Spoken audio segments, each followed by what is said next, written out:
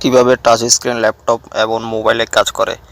আমাদের মধ্যে বেশিরভাগই টাচ স্ক্রিনগুলোর সাথে বেশ পরিচিত। আমরা প্রতিদিন আমাদের ফোন, কম্পিউটার, এটিএম বা মুদি দোকান চেক আউটে এই প্রযুক্তি ব্যবহার করি। এমনকি রেস্তোরাঁগুলোর ঠিক টেবিলে টাচ ডিসপ্লে, অর্ডারিং এবং পেমেন্ট প্রয়োগ করেছে। যদিও আমরা সারাদিন ধরে ক্রমাগত আমাদের স্ক্রিনগুলোকে ট্যাপ করছি, সোয়াইপ করছি, আমাদের মধ্যে কয়েকজন আসলে এই প্রশ্নের উত্তর দিতে পারে টাচ স্ক্রিন কীভাবে কাজ করে। এই ইন্টারেক্টিভ পর্দার পিছনের রহস্য উদ্ঘাটনে সাহায্য করতে আমরা এখানে কথা বলবো। একসাথে আমরা অবশেষে এই গুজবটি দূর করতে পারি যে টাচ স্ক্রিনগুলো ক্ষুদ্রাকৃতির রোবট এলব দ্বারা পরিচালিত হয়, যা আপনার পয়েন্টার আঙ্গুলের অনেকগুলি কমান্ড সম্পূর্ণ করে। আসুন সবচেয়ে সাধারণ টাচ স্ক্রিন প্রযুক্তিগুলো নিয়ে আলোচনা করি। আপনি কিভাবে তাদের আলাদা করতে পারেন, তারা কিভাবে কাজ করে এবং কিভাবে এই প্রযুক্তিগুলি আমাদের দৈনন্দিন জীবনে প্রভাব ফেলছে। ক্যাপাসিটিভ বনাম প্রতিরোধী টাচ স্ক্রিন। 1965 সালে প্রথম টাচ স্ক্রিন আত্মপ্রকাশের সাথে আমরা সাধারণভাবে টাচ স্ক্রিন প্রযুক্তি এবং কম্পিউটিং প্রযুক্তিতে অবিশ্বাস্য অগ্রগতি দেখেছি। যদি আমরা জনসনকে বলি যে বর্তমানে 2 বিলিয়নের বেশি লোক তাদের পকেটে প্রতিদিন টাচ স্ক্রিন বহন করে, তিনি সম্ভবত আমাদের বিশ্বাস করতেন না। কিন্তু সেই একই প্রযুক্তি তিনি রয়্যাল রাডার প্রতিষ্ঠার জন্য তৈরি করেছিলেন, যা আমরা প্রতিদিন ব্যবহার করি। এমন প্রযুক্তি টাচ স্ক্রিন প্রযুক্তির ভবিষ্যৎ গঠনে সাহায্য করেছে। ইনফ্রারেড এবং সারফেস অ্যাকোস্টিক ওয়েভ (SOW) সহ টাচ স্ক্রিন প্রযুক্তির অনেকগুলো পুনরাবৃত্তি রয়েছে, তবে দুটি রয়েছে যা আমাদের মধ্যে বেশিরভাগই পরিচিত। আমরা যেসব স্ক্রিনগুলোর সাথে যোগাযোগ করি তা হলো ক্যাপাসিটিভ এবং প্রতিরোধী টাচ স্ক্রিন। আসুন জেনে নিই এই প্রযুক্তিগুলি কীভাবে কাজ করে এবং আপনি প্রতিটি কোথায় দেখতে পাবেন।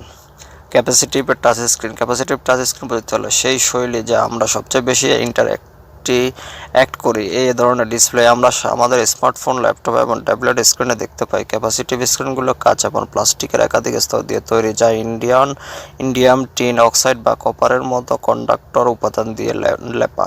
আপনার খালি আঙ্গুলের মতো এই অন্য বৈদ্যুতিক পরিবাহীর সাথে যোগাযোগ করলে এই পরিবাহী উপাদানটি সাড়া দেয়। আপনি যখন আপনার স্ক্রিন স্পর্শ করেন, তখন আপনার আঙ্গুলের সাথে যোগাযোগ করার বিন্দুতে একটি বৈদ্যুতিক সার্কিট সম্পন্ন হয়। এই অবস্থানে বৈদ্যুতিক চার্জ পরিবর্তন করে। আপনার ডিভাইস এই তথ্যটিকে টাচ ইভেন্ট হিসাবে নিবন্ধিত করে। একবার একটি স্পর্শ ইভেন্ট নিবন্ধিত হয়ে গেলে স্ক্রিনের রিসেপ্টরগুলি এই ইভেন্টটিকে অপারেটিং সিস্টেমে সংকেত দেয়। আপনার ডিভাইস থেকে একটি প্রতিক্রিয়ার অনুরোধ করে। এটি অ্যাপ্লিকেশনের ইন্টারফেস যা আপনি অনুভব করেন। ক্যাপাসিটিভ টাচ স্ক্রিনে সাধারণত উজ্জ্বল পরিষ্কার চেহারা থাকে এবং প্রতিরোধী টাচ স্ক্রিনের তুলনায় অনেক বেশি সংবেদনশীল। স্মার্টফোন এবং ট্যাবলেটের মতো আরও আধুনিক প্রযুক্তিতে আমরা ক্যাপাসিটিভ টাচ স্ক্রিন দেখতে চাই। তারা আমাদের বাস্তবতা অনুকরণ করে এমন উচ্চমানের চিত্রাবলী অনুভব করার ক্ষমতা দেয়। সোশ্যাল মিডিয়া আমাদের জীবনে এত একত্রিত হওয়ায় আমরা ক্রমাগত আমাদের ডিভাইসগুলোর মাধ্যমে জীবন ভাগ করে নিচ্ছি এবং অনুভব করছি। অত্যাধুনিক ক্যাপাসিটিভ টাচ স্ক্রিনগুলোর সাথে সহজে উচ্চমানের অ্যাপ্লিকেশনগুলোর সাথে যোগাযোগ করতে সক্ষম হওয়া সম্ভব হয়েছে। প্রতিরোধী স্পর্শ পর্দা। প্রতিরোধী টাচ স্ক্রিন ঠিক যেভাবে কাজ করে তাদের নাম বোঝায়। স্পর্শ প্রতিরোধের সাথে একটি গ্লাস বা শক্ত প্লাস্টিকের স্তরে একটি প্রতিরোধী ধাতব স্তর দ্বারা আবৃত থাকে, যা চার্জ পরিচালনা করে। দুটি স্ক্রিনে স্পেসার দ্বারা আলাদা করা হয়েছে যাতে আপনার আঙ্গুল প্লাস্টিকের রক্ষামূলক স্তরে শক্তভাবে চাপ দিলে দুটি স্তর সেই অবস্থানে বৈদ্যুতিক চার্জ পরিবর্তন করে যোগাযোগ করে, যা সফটওয়্যারকে প্রতিক্রিয়া জানাতে নির্দেশ করে। প্রতিরোধী পর্দাগুলি ক্যাপাসিটিভের মতো উজ্জ্বল নয়, কারণ তাদের ঘন নীল এবং হলুদ রঙের স্তরগুলির কারণে তাদের ইন্টারফেস ক্যাপাসিটিভ পর্দার চেয়ে গাঢ় দেখায়। আপনি প্রায় এটিএম মেশিন, চেকআউট স্ট্যান্ড এবং পোস্ট বিক্রয় পয়েন্ট টার্মিনালগুলোতে ব্যবহৃত প্রতিরোধী স্ক্রিন দেখতে পাবেন। এগুলো ক্যাপাসিটিভ স্ক্রিনের তুলনায় অনেক বেশি টেকসই এবং সাশ্রয়ী হতে থাকে।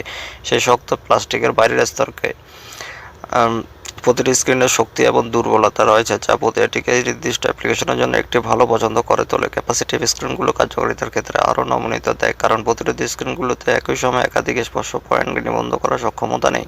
আপনি যখন আপনার স্মার্টফোনে জুম ইন করবেন সে সম্পর্কে চিন্তা করুন। আপনি একটি চিত্র জুম করার জন্য বিভিন্ন রিসেপ্টরগুলোতে দুটি আঙুল ব্যবহার করছেন। প্রতিরোধী টাচ স্ক্রিনগুলো বিভ্রান্ত হয়ে যায় যখন আপনি তাদের উপরে একাধিক পয়েন্ট প্রয়োগ করার চেষ্টা করেন, কারণ তাদের প্রযুক্তি একটি নির্দিষ্ট স্থানের চাপ শনাক্ত করার উপর নির্ভর করে।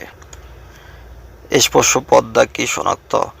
স্ক্রিনটি ক্যাপাসিটিভ বা প্রতিরোধী কিনা তার উপর নির্ভর করে। কোন টাচ ডিসপ্লে শনাক্ত করে তা ভিন্ন হয়। প্রতিরোধী পর্দাগুলো প্রয়োগ করা চাপের উপর নির্ভর করে, যার অর্থ কখনো কখনো একটি কলমের ডগা বা অন্য বস্তু সিস্টেম থেকে প্রতিক্রিয়া শুরু করতে পারে। ক্যাপাসিটিভ টাচ স্ক্রিন একটি কমান্ড চিনতে এবং প্রতিক্রিয়া জানাতে চাপের পরিবর্তে বৈদ্যুতিক পরিবাহী ব্যবহার করে।